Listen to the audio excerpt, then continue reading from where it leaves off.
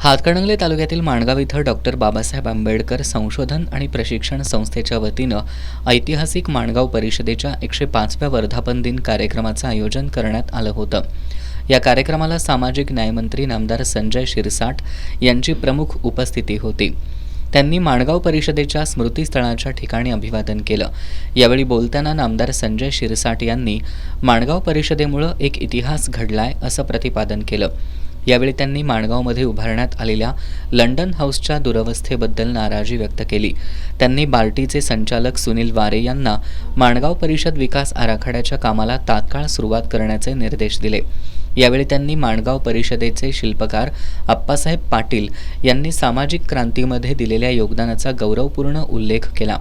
या कार्यक्रमाच्या निमित्तानं माणगावचे सरपंच डॉक्टर राजू मगदूम यांनी बार्टीनं माणगाव परिषद स्मारकाची देखभाल करावी अशी मागणी केली।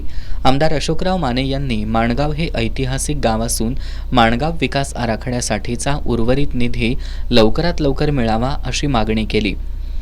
कार्यक्रमाला बार्टीचे संचालक सुनील वारे, सहाय्यक उपायुक्त सचिन साळे, प्रांताधिकारी मौसमी चौगुले, माजी आमदार डॉक्टर सुजित मिणसेकर, राजीव आवळे, उत्तम कांबळे, रवींद्र माने, पुंडलिक जाधव, अरुण इंगवले, अनिल कांबळे, रुकडीच्या सरपंच राजश्री रुकडीकर, माणगावच्या उपसरपंच विद्या जोग, वंचित बहुजन आघाडीचे जनार्दन गायकवाड यांच्यासह माणगावचे सर्व ग्रामपंचायत सदस्य तसंच माणगाव आणि परिसरातील ग्रामस्थ उपस्थित होते।